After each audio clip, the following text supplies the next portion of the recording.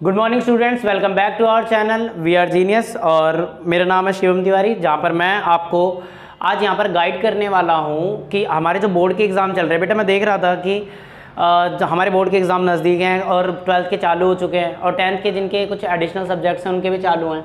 ठीक है, और दिक्कत ये आ रही है, बच्चे कह रहे हैं कि सर मेरा सिलेबस भी कंप्लीट है, मैंने रिवीजन भी कर ली, मैंने एनसीईआरटी लाइन टू लाइन पढ़ी है। ठीक है, चाहे वो 10th क्लास के हो गए, चाहे वो 12th क्लास के हो गए, और फिर भी मुझे डर लग रहा है। और उनके प्री बोर्ड्स में कुछ इस तरह से मार्क्स की क्राइटेरिया रहा कि वो करके आ रहे हैं और उनके मार्क्स मतलब उस तरह से नहीं आ रहे कि उन्होंने बोला मैंने पूरा का पूरा आंसर लिखा और मेरे को पूरे मार्क्स नहीं मिल रहे। मतलब ये छोटी छोटी दिक्कतें हो रही हैं। ठीक है, और सर कोई बोल रहा है कि सर मैं टाइम कंज्यूम कर नहीं पा रहा, मतलब मेरे को पूरा पेपर आता है, मैं समझ पाता हूँ, जब मैं उसको लिखना स्टार्ट करता हूँ तो पता नहीं कैसा होता है कि मैं दिमाग लगाते लगाते कि वो पूरा पेपर हो नहीं पाता और मेरा टाइम बीत जाता है और मेरे से बड़े बड़े मार्क्स के पेपर रह जाते हैं और बड़े बड़े क्वेश्चंस रह जाते हैं। तो ऐसी छोटी छोटी प्रॉब्लम्स है। बेसिकली आज मैं इस वीडियो में यही बात करूँगा कि आप ये जो छोटी छोटी प्रॉब्लम्स है इसको फेस कैसे कर सकते हैं, और मतलब बेसिकली मैं पूरा इंफ्रास्ट्रक्चर आपको बताऊंगा कि प्लानिंग कैसे करनी है, आपको अपने एग्ज़ाम के लिए तैयारी भी कैसे करनी है जो लास्ट के 1-2 दिन बचते हैं, या आपको किस तरह से प्रैक्टिस पेपर्स लगाने हैं, या आपको किस तरह से एग्ज़ाम में स्ट्रैटेजी अपनानी है कि जो आपको आने के बावजूद कम से कम जो आपको आता है उसके पूरे के पूरे मार्क्स तो आप गेन कर लो। ठीक है, आज मैं कुछ पढ़ाऊँगा नहीं, आज मैं आपको सिर्फ यही गाइड करूँगा। ठीक है, अच्छा इस वीडियो के अंदर सिर्फ मैं स्ट्रैटेजी और प्लानिंग्स बताऊँगा। बच्चे जिनका सबसे कमाल की बात, जिनका रिज़ल्ट बन रहा है पहले से, मतलब जो बच्चे तैयार हैं और वो कर रहे हैं, ठीक है, उनके एग्ज़ाम्स में अच्छे खासे मार्क्स आ रहे हैं, ठीक है, उनको सब कुछ सही चल रहा है, तो बेसिकली बच्चे वो वीडियो आपके लिए नहीं है। कोई बात नहीं, आपका जब बढ़िया चल रहा है तो आपको किसी भी प्लानिंग की ज़रूरत नहीं है। जब आप जैसा कर रहे हो क्योंकि तो आप उसमें ही आउटपुट गेन कर रहे हो, तो आपको किसी भी स्ट्रैटेजी किसी भी प्लानिंग की ज़रूरत नहीं है। बट ये वीडियो सिर्फ उन बच्चों के लिए है और ये वीडियो भी सिर्फ उन्हीं बच्चों के लिए है जिनकी रिवीजन हो चुके हैं, जिनको कुछ आता है। मैं इस वीडियो में ये नहीं बताऊंगा कि आप 2 दिन में 4 दिन में कैसे पढ़ें और पढ़कर आप इतने मार्क्स ले आए, 95% ले आए, क्योंकि बच्चे अगर आपने साल भर पढ़ा है तो सिर्फ आपको दिक्कत आ रही होगी तो स्ट्रैटेजी में आ रही होगी, और अगर आपने साल भर नहीं पढ़ा है तो ऐसी कोई स्ट्रैटेजी नहीं है कि 2 दिन में आपको कुछ बना दे, क्योंकि वरना फिर सरकार हमारी जो सरकार बच्चों के साल भर के ये रखती है क्राइटेरिया कि पूरे साल एक क्लास को पढ़ाना चाहिए, ये क्राइटेरिया नहीं होता अगर 2 दिन में किसी के मार्क्स बन रहे होते।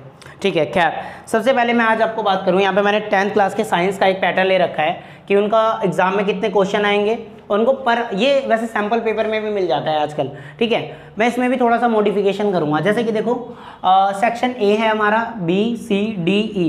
ठीक है, ये मैंने साइंस का क्लास 10th का एक सैम्पल पेपर लिया है। ठीक है, मतलब एक डिज़ाइन लिया है सिर्फ साइंस सब्जेक्ट का। आप इसको मैथ्स के लिए भी, मतलब बिल्कुल सेम नहीं होगा बट लगभग आप यहाँ से मैथ्स का आइडिया, SST का आइडिया, और अगर आप 12th क्लास में तो केमिस्ट्री का, फिजिक्स का, या फिर कोई अदर सब्जेक्ट्स का, पॉलिटिकल साइंस का, कोई सा भी। ठीक है, तो मैं नॉर्मली बता दूं सेक्शन ए में MCQ आपके 16 है, असर्शन रीजन के क्वेश्चन 4 हैं। ठीक है, ऐसे सेक्शन बी है, उसमें 6 क्वेश्चन है, सेक्शन सी में 7 है, सेक्शन डी में 3 है और सेक्शन ई में 3 है। ठीक है, अच्छा यहाँ पर हमें बताया गया है कि आप पर क्वेश्चन पे एक मार्क्स वाले पे 1 मिनट पर क्वेश्चन दो, ये असर्शन रीजन पे 4 क्वेश्चन है, 2 मिनट पर दो, इस पे 2 मिनट पर क्वेश्चन, इस पे 4 मिनट, इस पे 10, इस पे 10। बच्चे मैं कह रहा हूँ जैसे ही एग्ज़ाम स्टार्ट हो, सबसे पहले जब आपका एग्ज़ाम स्टार्ट होता है, ठीक है, आपको 15 मिनट पढ़ने के लिए मिलते हैं और उसके अंदर आप सिर्फ और सिर्फ सेक्शन डी अच्छे से पढ़ो, सिर्फ और सिर्फ सेक्शन डी पढ़ो और सेक्शन डी के लिए पूरी प्लानिंग कर लो कि हम क्या स्ट्रैटेजी रखेंगे कि किस तरह से हम सेक्शन डी को सॉल्व करेंगे। और सबसे बड़ी बात है कि जब स्टार्टअप करते हो तो आपका माइंड एकदम फ्रेश रहता है। ठीक है, और बड़ा क्वेश्चंस है, ठीक है, और बड़े मार्क्स का है। ठीक है, आप किस तरह में बिलीव करते हो कि आपने देखा होगा मेहनत सब करते हैं। ठीक है, एक मजदूर भी मेहनत करता है, उससे ज़्यादा मेहनत कोई नहीं करता, और एक ऑफिशियल वर्क करने वाले वर्कर्स भी मेहनत करते हैं। ठीक है, लेकिन वो उतना मेहनत नहीं करते जितना एक मजदूर करता है। ठीक है, और लेकिन आउटपुट ज़्यादा गेन कौन करता है? वो वर्कर जो एम्प्लॉय हैं, जो किसी कंपनी में फील्ड में कोई मैनेजर की पोस्ट पर कुछ है। ठीक है, बल्कि मेहनत कौन कर रहा है सबसे ज़्यादा? एक लेबर आदमी करता है। ठीक है, सो हमें हार्ड वर्क से ज़्यादा स्मार्ट वर्क की ज़रूरत है। ठीक है, तो हमें कम से कम दिमाग लगाना पड़े। अब देखो जैसे सेक्शन डी में सिर्फ हमारे पास 3 क्वेश्चंस हैं, यानी हमें सिर्फ 3 बार माइंड लगाना है पर क्वेश्चन पे 1 बार माइंड, अगर आपको आता है तो। और जब आपको आता है, आप वो 15 मिनट में उसकी स्ट्रैटेजी बना लोगे कि मुझे इस तरह से एग्जाम को पैटर्न को करना है, ठीक है। इन 3 क्वेश्चन पे आपने दिमाग लगा लिया कि हाँ सर मेरे को ना इस क्वेश्चन के लिए ये आंसर लिखना है ये, और आपका स्टार्टिंग में दिमाग भी एकदम स्टेबल होता है, आप बिल्कुल ताजे ताजे एग्जाम में बैठे होते हो, तो मैं सबसे कहूँगा सबसे पहले आप सेक्शन डी उठाओ, और उसके तीनों क्वेश्चन पे जब आपकी प्लानिंग तैयार है तो आपको मुश्किल से मुश्किल, वैसे यहाँ पे 30 मिनट लिखा हुआ है, लेकिन मैं आप जानते हो कि अगर आपको कोई चीज़ आती है तो आपको मुश्किल से मुश्किल इसको 10 से ज़्यादा 15 मिनट लगेगा आपको लिखने में, फिर भी मैंने क्राइटेरिया में 30 मिनट्स दे रखे हैं, ठीक है। तो आप सबसे पहले ये 3 क्वेश्चन करो, और क्योंकि आपको पता है कि जो 5 नंबर का क्वेश्चन होता है या 4 नंबर का क्वेश्चन है, वैसे डी सेक्शन में 5 नंबर का जो क्वेश्चन है, इसमें अगर आप कुछ भी लिखते हो, ठीक है, अगर वो सही है तो आपको 500 मिलेंगे, और आपको वो क्वेश्चन अगर बिल्कुल नहीं आ रहा लेकिन आप उससे कुछ भी रिलेटेड लिख रहे हो या कुछ भी उसमें कुछ ना कुछ तो लिख रहे हो, तो आपको कहीं ना कहीं आधा 1-2 नंबर मिलने के चांस है, ठीक है। तो आप इसमें माइंड लगा सकते हो, ठीक है, और इनको सबसे पहले करना है। स्टार्टिंग के 30 मिनट्स जो है आपको सबसे पहले सेक्शन डी पे उठाना है, और इसमें कमाल की बात मैं बताऊं कि आप जो बच्चे लास्ट में करते हैं बड़े मार्क्स के क्वेश्चन, जो लास्ट में करते हैं एकदम लास्ट में, तो उनको क्या दिक्कत होती है कि उनका माइंड एकदम ना घिस चुका होता है, उन्होंने क्योंकि 16 क्वेश्चन पर 16 बार दिमाग यहाँ, 4 बार दिमाग यहाँ, 6 बार यहाँ, 7 बार यहाँ, अब उनका दिमाग थक चुका है, क्योंकि आप कम से कम 10 से 15 क्वेश्चन पे दिमाग लगा चुके हो भी अलग अलग तरह से, और पर्टिकुलर टाइम दे चुके हो, तो यहाँ तक पहुँचते पहुँचते आपका माइंड थक जाता है, उस तरह से आप विजुअलाइज नहीं करते, ना तो क्वेश्चन कर पाते हो, और लिखने का पैटर्न भी आपका गलत हो जाता है। तो आप क्या करते हो, घसीटा मार देते हो, पेपर में कुछ भी लिख देते हो, और पता लगता है आता क्वेश्चन आपको 5 मार्क्स का आपको 2 नंबर मिल रहे हैं, उसमें 3 नंबर मिल रहे हैं। तो इसलिए मेरा सबसे पहला सजेशन है आप 5 मार्क्स को प्रेफरेंस दो, ठीक है। इसमें स्ट्रैटेजी प्लान करो, 15 मिनट जो आपको पढ़ने के मिलते हैं उसमें आराम से पढ़ो, और फिर स्ट्रैटेजी प्लान करो कि हाँ सर मैं इस तरह से इसको करूँगा, और मुश्किल से 10 से 15 मिनट लगेगा, आप 5 नंबर के सारे क्वेश्चन कर लोगे। अच्छा, मान लो अगर आपको 3 में से 2 भी आ रहे हैं, 1 नहीं आ रहा, 2 क्वेश्चंस भी आ रहे हैं, तो आप 2 कर दो, 1 को छोड़ दो, अगर उसमें आपको बिल्कुल नहीं आता तो छोड़ दो, 2 कर लो, तुरंत सेक्शन सी की तरफ बढ़ो, और सेक्शन सी में सिर्फ वो क्वेश्चन सेलेक्ट करो जो आपको आते हैं, क्योंकि सेक्शन सी बहुत हार्ड आता है, और अकॉर्डिंग टू पेपर कई बार बहुत ईजी भी आता है, ठीक है। इसमें क्वेश्चंस भी देखोगे आप सबसे ज़्यादा मैक्सिमम होते हैं, और आप इसमें टाइम भी जो होता है लगभग सबसे ज़्यादा इसमें मतलब एक मॉडरेट एवरेज टाइम लगता है, कम से कम 4 से 5 मिनट एक क्वेश्चन को सॉल्व करने में लगता है, चाहे वो मैथ्स का है साइंस का है। तो मैं कह रहा हूँ सेक्शन सी में सिर्फ आप वो क्वेश्चन उठाओ जो आपको बिल्कुल अच्छे से, आपको पता है कि मेरे को पढ़ते ही आ रहा है ना, वो क्वेश्चन उठाओ। मान लेते हैं 7 में से आपसे 4 भी हो रहे हैं, ठीक है, मान लो आपको 3 नहीं आ रहे तो 3 छोड़ दो, तुरंत छोड़ दो, आप अगेन फिर सेक्शन बी पे जाओ, और सेक्शन बी में सिर्फ वो क्वेश्चन उठाओ जो आपको आते हैं। मान लेते हैं इसमें 6 है, आपको 3 आ रहे हैं, तो आपने 3 कर लिए और 3 छोड़ दिए, तो अभी मैंने 3 और 1 छोड़ दिया, यानी 3 6 और 6 और 1 क्या नाम है 7 मैंने क्वेश्चन छोड़ दिए। उसके बाद आप दोबारा से सेक्शन डी पर आओ, और जो आपने ये 1 नंबर का क्वेश्चन छोड़ा है इसमें आप दिमाग लगाओ, 2 मिनट, 4 मिनट, 5 मिनट, 10 मिनट और 2, और इस क्वेश्चन में कुछ ना कुछ लिखो, क्योंकि ये 5 नंबर का है, कुछ लिखोगे कम से कम आधा एक तो। देखो बेटा, छोड़ने का नंबर नहीं मिलता, कम से कम अगर आप 80 का मार्क्स है आपका, तो कम से कम आप 80 to 80 का करके आओ, है ना। कम से कम अगर आप 80 में से 80 का करके आ रहे हो तो कम से कम तब चांस बनता है कि हाँ कहीं 70, 75 या 60, 65 आ रहा है। पता लग रहा है आप करके ही 70 का आ रहे हो, उसमें से 10 तो गलती होंगे ना, तो आप 70 की लाइन में तो लाइन नहीं कर पाओगे। कम से कम आपको जितना भी है 80 का अटैम्प्ट तो करो, अटैम्प्टेशन बहुत जरूरी है, ठीक है। तो मान लो आपने इस पे दिमाग लगाया, देन आप सी सेक्शन पे जाओ, और जो आपसे तीनों क्वेश्चन छूटे थे अब उन तीनों पे दिमाग लगाओ, और देन फिर ऐसे ही बी, और ये करते करते अप्रोक्स आपका 1.5 घंटा बीत जाएगा, है ना। और उसके बाद आप केस स्टडी पढ़ो, और केस स्टडी में पूरा दिमाग लगाओ, पूरा दिमाग लगाओ आराम से, कोई दिक्कत नहीं है। जब आप पूरा दिमाग लगाओगे आपके 2 घंटे बीत चुके होंगे और आपकी केस स्टडी भी सॉल्व हो चुकी होगी, अगर आपको आती है। और अगर नहीं आती तो आप कुछ जरूर लिखना, उसमें क्या होता है ना, देखो जिनमें लिखने का है, अब एमसीक्यू में क्या है, कोई लिखने का चांस नहीं है, उसमें तो सीधा टिक द करंट, अगर आपको करेक्ट आंसर पता है तो ठीक है। इसमें लेकिन आपको कुछ ना कुछ, इसमें आपको कुछ ना कुछ और इसमें भी कुछ ना कुछ लिखना है, क्योंकि जब आपके मार्क्स नहीं बन रहे होते, देखो हर एक चीज़ का नंबर होता है, ठीक है। आप सैम्पल पेपर्स में देख सकते हो कि वेटेज दे रखी होती है, गिवन का एक अलग मार्क्स है, कम से कम आप कुछ नहीं लिख पा रहे किसी न्यूमेरिकल में, गिवन तो लिखो, रिक्वायर्ड फॉर्मूला तो लिखो, कैलकुलेशन नहीं हो रही तो आपको कम से कम कुछ तो मिलेगा। गिवन का आधा नंबर होता है, रिक्वायर्ड फॉर्मूला का आधा नंबर होता है, कैलकुलेशन का आधा नंबर होता है, और आंसर का आधा नंबर, ऐसे करके 2 नंबर बनते हैं, तो कम से कम कुछ तो मिलेगा। आपको कुछ नहीं आ रहा, सब में गिवन तो लिख सकते हो, वो लिख के आओ। खैर, उसके बाद हम बात करते हैं, जब इतना सारा हो जाएगा और आपके 2 घंटे बीत जाएंगे बेटा, इसके बाद आपका माइंड भले ही थका हो, लेकिन ये 1-1 मार्क्स के क्वेश्चन, क्योंकि आपने बड़े में बहुत ज़्यादा दिमाग लगाए, तो अभी 1-1 मार्क्स के क्वेश्चन चाहे थोड़े से ट्रिकी होते हैं, है ना, लेकिन इनमें भी कुछ बहुत सारे क्वेश्चन ऐसे बच्चे क्या होते हैं स्टार्टिंग में घबरा जाते हैं, है ना। लेकिन आप बीच वाले क्वेश्चन देखोगे एक एक मार्क्स में बहुत ईजी आता है। मैंने एक नहीं, मैं क्लास 10th को और क्लास 12th के मैंने कई सैम्पल पेपर्स देखे, चाहे वो यूलाइक का हो, चाहे वो मॉडर्न एबीसी का हो। वैसे मॉडर्न एबीसी के तो हाँ, जो पीछे सैम्पल पेपर है, मॉडर्न एबीसी की बुक आती है ना, उसके पीछे सैम्पल पेपर है, चाहे ऑल इन वन का सैम्पल पेपर हो, जो बुक है उसके पीछे एक सैम्पल पेपर जो न्यू एडिशन का है। मैंने सब में देखा जो 1 मार्क्स के होते हैं, स्टार्टिंग के 4 या 5 क्वेश्चन थोड़े से कठिन लग रहे होते हैं, लेकिन छठे क्वेश्चन से एकदम वाहियात सवाल, मतलब बिल्कुल ईजी सवाल। अगर बच्चे ने पढ़ा है तो डायरेक्ट आंसर, ठीक है। तो अब हाफ आवर आपके पास आराम से यहाँ मिल जाता है कि आप पूरा आधा घंटा लगाओ और इन क्वेश्चंस को सॉल्व करो। लेकिन अभी मेरी प्रेफरेंस, आप क्वेश्चंस को डी सेक्शन से उठाओ, क्योंकि यहाँ पर आउटपुट ज़्यादा, डी देन सी देन बी और देन ई, ठीक है, और फिर ए एकदम लास्ट में करो, ठीक है। अच्छा, उसके बाद आपके पास हाफ आवर बचता है, ठीक है, हाफ आवर बचता है, और उस हाफ आवर में आप क्या करो, इसकी रिवीजन करो। देखो अब आप कहोगे ये सारी बातें तो हमें पहले से भी हमारे टीचर्स ने बताई हैं, क्योंकि देखो बातें तो सारी सेम ही होती हैं, सारे टीचर्स हैं, सब वही बातें बताएंगे जो एक्चुअली में जो ज़्यादा आउटपुट गेन करे बच्चे को जल्दी से, हार्ड वर्क से ज़्यादा स्मार्ट वर्क में। और ये कैरिकुलम लगभग मेरे टीचर्स ने भी मुझे सिखाया था, और मैं देखता हूँ कि मैं यूट्यूब पे किसी की भी वीडियो देखता हूँ तो वो भी लगभग ऐसे ही कुछ कैरिकुलम फॉलो करते हैं, ठीक है। लेकिन इम्पोर्टेंट ये है कि इतना सब करने के बावजूद आप प्लानिंग्स नहीं करते, बिना प्लानिंग से करी हुई चीज़ें बिल्कुल। अब क्या करते हो, स्टार्टिंग में गए, आपने आगे से शुरू करा, ठीक है। अब मैं आपको बताता हूँ, अभी मेरे पास 2 बच्चों के मेरे पास रिजल्ट आए थे, मैं अपने ट्यूशन सेंटर्स में लाइक 80 मार्क्स के हमारे हर टीचर्स सेलेक्टेड पेपर्स लेते हैं कि एग्ज़ाम से पहले वो 80 मार्क्स को यहाँ पर जब दे लेंगे तो उनका डर ख़त्म हो जाएगा, ठीक है।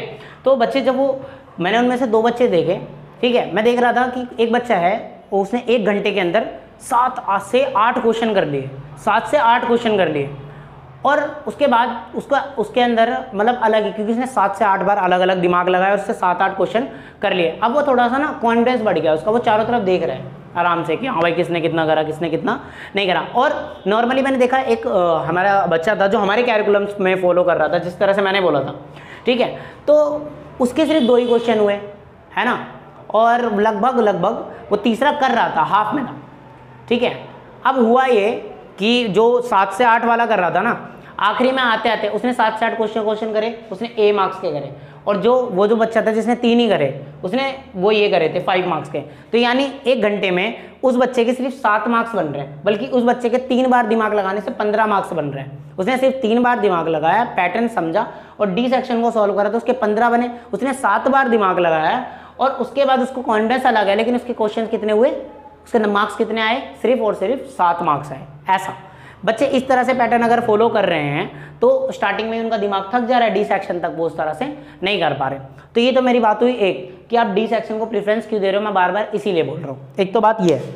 दूसरी, बच्चे आप क्वेश्चंस कर रहे हो, ठीक है, प्रैक्टिस पेपर बना रहे हो, बच्चों के मार्क्स अभी भी नहीं आ रहे हैं, ठीक है, हम उनको सैम्पल पेपर सॉल्व करवा रहे हैं, हम कुछ भी करवा रहे हैं, या आप कहीं पर भी हो, ऑनलाइन हो, आप मॉक टेस्ट दे रहे हो, आपके मार्क्स उस तरह से नहीं बन रहे हैं, और बल्कि आप कह रहे हो कि सर मैंने सब कुछ पढ़ा है, मैं बार बार रिवीजन कर चुका हूँ, फिर भी सर मेरे मार्क्स उस तरह से नहीं बन पा रहे हैं, तो इसके लिए मैं क्या करूँ कि मेरे मार्क्स क्यों नहीं बन रहे। तो बच्चे अभी भी दिक्कत है सिर्फ और सिर्फ प्लानिंग की। अब प्लानिंग के साथ पेपर्स करना शुरू करो, आप घर पे बैठो, उन टेस्ट पेपर को सॉल्व करो। देखो अगर आपको सब कुछ आता है, आप रिवीजन अच्छी कर रहे हो, तो अब वो पेपर्स उठाओ जो आपको आते हैं, उठाकर उसमें टाइम लगाने की कोशिश करो कि इसमें मैं स्ट्रैटेजी से करने की कोशिश करता हूँ, ठीक है। 1 से 2 पेपर आप जब सॉल्व कर लोगे तो थोड़ा सा आपका कॉन्फिडेंस बढ़ जाएगा। अच्छा, एक बात और कमाल, बच्चे कह रहे हैं कि सर मेरे को डर लग रहा है ना, कि हम जाएंगे एग्जाम देने, मैंने सब कुछ पढ़ लिया सर, मैं अभी भी होपलेस हूँ। तो बच्चे, मैं दोनों बच्चों को बता दूँ, 2 तरह के बच्चे होते हैं कि बेटा अगर तूने साल भर पढ़ा है ना तो तुझे डर नहीं लगेगा, क्योंकि तुझे पता है कि तू कितना पानी में, ठीक है। अगर तूने सही में साल भर पढ़ा है तो तुझे डर नहीं लगेगा, और फिर भी लग रहा है ना तो अपने ऊपर भरोसा करना सीख। बेटा भरोसा एक बहुत कमाल की चीज़ होती है, भरोसा बनाना बहुत मुश्किल होता है, खासकर अपने ऊपर। तो अगर तूने साल भर पढ़ा है और तू चाहता है कि मेरा भरोसा अभी भी नहीं बन रहा, तो तू एक काम कर, तू 2-3 सैम्पल पेपर ले, उसको सॉल्व कर, क्वेश्चंस ले, सॉल्व कर, ठीक है। तेरे को अपने आप अपने ऊपर कॉन्फिडेंस आएगा, नहीं सर मेरे से हो रहा है तो कॉन्फिडेंस आएगा, क्योंकि तुमने पढ़ा है साल भर, तो तुझे डर नहीं लगना चाहिए। और भाई जैसे कि मैं बोल रहा हूँ, डर फिर भी लग रहा है, तो बच्चे जितने क्वेश्चन प्रैक्टिस करोगे ना, जितने ज़्यादा प्रैक्टिस करोगे उतना ज़्यादा कॉन्फिडेंस बढ़ेगा। एक तो तुम, और बेटा दूसरा बच्चा वो जिसने नहीं पढ़ा ना सारे साल, तो बेटा डर उसको भी लग रहा है। अब वो भी पूछ रहा है कि सर मुझे डर लग रहा है, मैं क्या करूँ, अब मैं कैसे करूँ। तो बेटा अगर तूने साल भर नहीं पढ़ा ना तो डर लगना जायज़ है, और इसका एक ही सोल्यूशन है कि अब तू सोच मत और किसी स्ट्रैटेजी किसी प्लानिंग के पीछे पढ़ मत। अब तेरा सिर्फ काम है करना। तू कर, जितना देर से हो सकता है ना उतना कर। तू सेलेक्टेड चीज़ें उठा जिससे तू कम से कम पास हो, क्योंकि तूने सारे साल तो पढ़ा नहीं। डर दोनों को लग रहा है, जिनको सब कुछ पढ़ा है उनको भी डर लग रहा है। उनको इसलिए डर लग रहा है कि कहीं वो क्वेश्चन ना छूट जाए जो मेरे को आता था। तो उनके लिए सिर्फ यही बात कि बेटा तुम जितने ज़्यादा रिवीजन करोगे उतनी बार। आप एनसीईआरटी एक बार करते हो, किसी ने 2 बार करी, हमारे यहाँ पर बच्चों ने 5-5 बार करी है, ठीक है, फिर भी एनसीईआरटी के ही क्वेश्चंस में उनको बार बार डाउट आ रहा है। तो अब जितनी बार एक किताब को करते हो ना, हमारे एक सर थे, उन्होंने मुझे एक गाइडेंस करी थी कि आप 10 किताबें लो और 10 किताबों को आप पढ़ते हो, ठीक है। तो आप ना एक भी किताब में ना महारत हासिल नहीं करा, आपको कोई भी ना उन 10 किताबों में हरा सकता है। लेकिन अगर आपने एक किताब को 10 बार करा है ना, तो बच्चे आपको उस किताब में ना हराने के लिए कम से कम सामने वाले बंदे ने भी ना वो किताब 10 बार पढ़ी होनी चाहिए, ठीक है। बात समझ रहे हो। तो बल्कि मैं कहूँगा कि जिन बच्चों से सारे बच्चे मैं बोलूँ सब जैसे कि एनसीईआरटी को प्रीफर करते हैं, मैं भी एनसीईआरटी को प्रीफर कर रहा हूँ। एक किताब दी है सीबीएसई से है और अच्छी खासी किताब है, जिसमें 25-30 लोगों ने या कितने ज़्यादा लोगों ने मिलकर उस किताब को गणना करी है, बनाया है। तो आप उस किताब को प्रेफरेंस दो ना, उस किताब को कम से कम एक बार नहीं 10 बार करो। जब तक 10 बार नहीं होगा ना तब तक दिक्कत रहेगी। खैर, और जो दूसरे बच्चों को जो डर लग रहा है, जैसे कि मैं कह रहा हूँ बार बार कि डरना तो जायज़ है। अगर आपने साल भर नहीं पढ़ा तो डर तो लगेगा, लेकिन बच्चे इसका सोल्यूशन यही है कि अब टाइम कम है, किसी के पास 2 दिन है, किसी के पास 4 दिन है, किसी के पास 5 दिन है। आप सेलेक्टेड चीज़ें उठाओ हर एक सिलेबस में। जैसे साइंस के सिलेबस में मैं बात करूँ 10th क्लास के, तो इसमें सेलेक्टेड पोर्शन लाइक आप 15वां चैप्टर उठाओ जहाँ से एक 5 नंबर का अच्छा खासा क्वेश्चन बन रहा है, ठीक है। वो जो बायोडिग्रेडेबल वगैरह वाले नेचुरल सोर्सेज वाले को उसको वो हैं, ठीक है, आप वहाँ से उठाओ। जैसे आपका वो ह्यूमन आई वाला चैप्टर है उसमें से उठाओ, उसमें से आपके अच्छे खासे मार्क्स बनने हैं। आपको जो चैप्टर नॉमेनक्लेचर वाला कार्बन एंड इट्स कंपाउंड, बहुत ईजी चैप्टर है, दिखने में टिपिकल है लेकिन बहुत ज़्यादा सिस्टमैटिक तरीके से। आप सेलेक्टेड चैप्टर्स उठाओ और उनको बेहतर करो। जब आपने साल भर नहीं पढ़ाई करी उस तरह से, तो आप सेलेक्टेड उठाओ, सब पे हाथ मत मारो, ठीक है। इसका एग्जांपल आप ऐसे देख लो कि अगर मैं एक बड़े से एरिया में कई सारे नोट फैला देता हूँ, ठीक है, और आपको बोलूँ कि आप इसको उठाओ और आपके पास सिर्फ 10 से 5 सेकंड है, तो आप क्या करोगे, आप उसको ऐसे करके उठाने की कोशिश करोगे। और जब ऐसे उठाकर आप चलने की कोशिश करोगे तो क्या होगा, अगर आपको किसी से धक्का लगा उस भीड़ में, या आप रोड पे भाग रहे हो तो आपसे कोई छीन सकता है, कुछ गिर रहे हैं इधर से, कुछ इधर गिर रहे हैं, और ठीक है, और पता लगा घर पहुँचते पहुँचते हाथ में आया क्या, इतना सा नोट आए, पता लगे ज़्यादा 10 या 15 नोट आए आपने, क्योंकि उसको उस तरह से संभाला नहीं। लेकिन अगर वही नोट को आप उस 10 सेकंड में ये मत सोचो कि मैं सारा उठा लूँ, अब ये सोचो कि मैं जितना भी उठाऊँ ना वो मैं अपने पास रख सकूं। मतलब आप उसकी गड्डी बनाने की कोशिश करो 10 सेकंड में, चाहे इतनी मोटी गड्डी बने चाहे इतनी, कम से कम वो इस तरह बन जाएगी। आप जेब में तो डाल लोगे, अपने हाथ में पकड़ के रखोगे, वो किसी के धक्का लगने से इतनी जल्दी गिरेगी नहीं। तो वही चीज़ आपको इस समय स्ट्रैटेजी अपनानी है। आप सारे चैप्टरों पे हाथ मत मारो, सिर्फ वो चैप्टर्स उठाओ जिनको लगता है आप समेट सकते हो, ठीक है। आप उतने पैर पसारो जितनी बड़ी आपकी चद्दर है। मैं सिर्फ ये बात उन बच्चों के लिए बोल रहा हूँ जिन्होंने साल भर उस तरह से पढ़ाई नहीं करी, ठीक है। और मैं एक कमाल की बात बोलूं कि कोई भी YouTube चैनल आपको अगर कहता है, या कोई भी टीचर्स है, ठीक है, वो अगर आपने साल भर नहीं पढ़ा और वो आपको बार बार आश्वासन दे रहा है, अब भी देखो आश्वासन देना बहुत अच्छी बात है, मोटिवेट करना बहुत अच्छी बात है। एक अच्छा टीचर हमेशा बच्चों को मोटिवेट करता है, और मैं भी करता हूँ, एंड तक करता हूँ कि भाई आप मोटिवेट रहोगे तभी तो पेपर, डिमोटिवेशन में कुछ नहीं होता। लेकिन अब एग्ज़ाम सर पर है, 4 दिन है एग्ज़ाम में, 5 दिन है किसी एग्ज़ाम में, और बच्चे ने अभी भी साल भर नहीं पढ़ा, और अगर मैं अभी भी उसको मोटिवेट करूँगा कि नहीं बेटा तेरे से तो हो जाएगा, तू आराम से रह, रिलैक्स कर, तो बेटा मैं उसके लिए गलत सोच रहा हूँ, मैं उसके लिए गलत टीचर हूँ। ऐसा कोई यूट्यूब वाला बोलता है या कोई आपका खुद का पर्सनल टीचर बोलता है तो इसका मतलब वो आपका भला नहीं चाह रहा है, ये फैक्ट है। अगर वो आपका भला चाहेगा तो वो आपको बोलेगा कि भाई नहीं, तूने साल भर नहीं पढ़ा, अब भी 4-5 दिन है, कुछ तो कर, हफ्ता बचा है, 10 दिन बचा है, महीना बचा है, कुछ तो कर, ठीक है। जिनके मार्च में एग्जाम है, देखो ये पर्टिकुलर जो कैरिकुलम है ये 9th क्लास के लिए, 8th क्लास के लिए, 6th क्लास के लिए, 7th क्लास के लिए, 10th क्लास के लिए, 11th के लिए और 12th के लिए, सब के लिए है, ठीक है। जिन्होंने अब तक नहीं करा कुछ, अब वक्त है, ठीक है। आप सब कुछ नहीं कर सकते, आप सिर्फ सेलेक्टेड करो, ठीक है। और दूसरी बात, जिनका मैंने बोला कि जैसे कि वो सब पढ़ रहे हैं, उनको बार बार दिक्कत हो रही है, तो बेटा देखो बार बार दिक्कत आ रही है तो आपकी रिवीजन में दिक्कत है, इस चीज़ को एक्सेप्ट करो। बच्चे कहते हैं एक बार कर लिया, 2 बार कर लिया, 3 बार कर लिया, अभी भी रिजल्ट नहीं आ रहा, तो वो कहते हैं सर मैं 4 बार कर लिया लेकिन नहीं आ रहा रिजल्ट, तो मुझे तो डिमोटिवेशन हो रहा है। डिमोटिवेट क्यों हो रहे हो? तुमने 4 बार करा ना, तुम 2 बार और करो, 3 बार और करो, जब तक करो जब तक तुम्हारे गलतियाँ कम ना हो जाए। बस एक बात मैं बताता हूँ, एक लास्ट बात, और इस वीडियो को ख़त्म करेंगे कि गलतियाँ ना इंसान से होती हैं, गलतियाँ इंसान से होती हैं, लेकिन एक सज्जन इंसान और एक समझदार इंसान, एक सुलझा हुआ इंसान वो माना जाता है कि गलतियाँ करो। मैं कह रहा हूँ आप कितनी गलती कर सकते हो? 100 गलती कर सकते हो, गलतियाँ करो, ठीक है। बस ये याद रखना, एक गलती को दोबारा दोहराना मत। एक बार मेरे मार्क्स अगर किसी चीज़ की वजह से रह गए, या एक बार मेरी एक सेम गलती से अगर मेरा कुछ रह गया, तो वो गलती रिपीट मत करना। हाँ, एक इंसान है, इंसान हमेशा हर चीज़ परफेक्ट नहीं कर सकता, गलतियाँ बार बार होंगी, ठीक है, लेकिन बस तुम्हें ध्यान ये रखना है कि सेम गलती दोबारा रिपीटेशन में ना है। गलतियाँ हो रही हैं, ठीक है, गलतियों से आप सीखोगे, ठीक है। गलत कर रहे हो, कुछ दिक्कत हो रही है, आपने कभी किस तरह से पढ़ा, कभी कुछ स्ट्रैटेजी अपनाई, आपके कुछ रिजल्ट आ रहे हैं, कुछ आउटपुट आ रहा है, कोई दिक्कत नहीं है। आप सीखने की उम्र है, आप सीख रहे हो, कोई दिक्कत नहीं, बेहतर, बहुत ज़्यादा बढ़िया। लेकिन कमाल की बात सिर्फ ये है कि अपनी सेम गलतियां मत दोहराओ। अगर आपको पता है कि एक बार मेरे को इस तरह गलती करने से मेरे रिजल्ट नहीं आया, तो इस तरह से मैं ये वाली गलतियां दोबारा रिपीटेट नहीं करूँगा। बस बच्चे मैं आज के लिए यही बताना चाह रहा था, और एक जो मेन बात यही बता रहा था कि आप पेपर को बेटा पीछे से करो।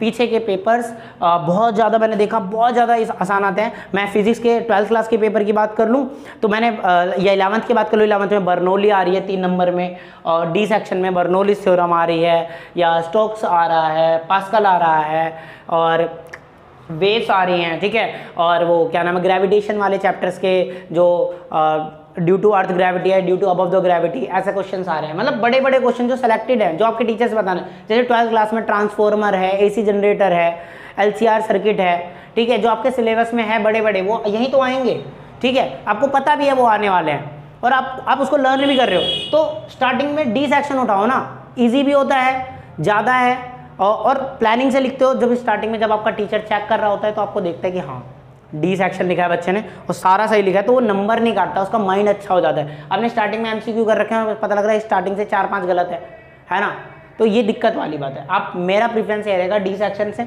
और एक कमाल की बात, अगर आप जैसा कर रहे हो आपका उसमें ही आउटपुट आ रहा है, तो आपको मेरी भी स्ट्रैटेजी डी से करो चाहे बी से करो, जिस बच्चे का आउटपुट आ रहा है ना वो बेटा अच्छा खासा अपनी फील्ड में फोड़ रहा है, तो उसको किसी स्ट्रैटेजी की जरूरत नहीं है। ये वीडियो सिर्फ मैंने मेन उन बच्चों के लिए बनाई थी जो बार बार कहते हैं सर मेरे को स्ट्रैटेजी कोई तो स्ट्रैटेजी बता दो जिससे मैं थोड़ा टाइम कंज्यूम कर सकूं। और बेटा पेपर होने से पहले कम से कम 2 या 3 बार सैम्पल पेपर 3-3 घंटे खुद बैठकर लगाओगे, तब ही अच्छा पेपर जाएगा।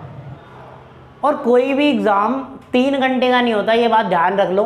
तुम्हें 3 घंटे इसलिए दिए जाते हैं कि आधा घंटा उसमें आपका रिवीजन का होता है, आपकी गलतियां दोहराने का होता है। आपका पेपर इस तरह से सेट होता है कि सिर्फ और सिर्फ 2.5 घंटे में, यहाँ तक कि मैथ का पेपर जिसको सबसे ज़्यादा जटिल माना जाता है, सबसे ज़्यादा कैलकुलेशन होती है, उस तक का पेपर 2.5 घंटे का होता है। तो आप कोशिश करो कि आपका टाइम कम से कम इतना कम कर लो कि आपका पेपर 2.5 घंटे में होने लग जाए। और अगर आप ऐसा कर रहे हो तो आपको बहुत ज़्यादा, क्योंकि आप कई बार लिखने के बाद आप ना उस क्वेश्चन को दोबारा चेक नहीं कर पाते कि उसमें कितनी गलतियां हैं कितनी नहीं। अगर आप 2.5 घंटे में पेपर करते हो और आप फिर उसके बाद आधे घंटे में आप उस चीज़ को रिवाइज कर सकते हो, नीचे अंडरलाइन कर सकते हो इंपॉर्टेंट पॉइंट्स को, और देख सकते हो कि आपका क्या गलत है क्या सही है, ठीक है। और आज के लिए बस इतना ही कहूँगा मैं, और बाकी आप सबके एग्ज़ाम चल रहे हैं, ऑल द बेस्ट हमारी टीम की तरफ से और हमारे चैनल की तरफ से। Thank you so much.